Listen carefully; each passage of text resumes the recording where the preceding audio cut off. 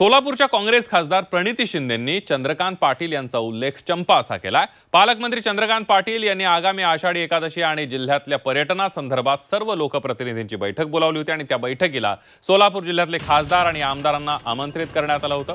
सोलापुरातल्या बैठकीमुळे प्रणिती शिंदेंच्या गाव भेट दौऱ्याला उशीर झाला, तेव्हा त्यांनी चंद्रकांत पाटील यांचा चंपा असा उल्लेख केला।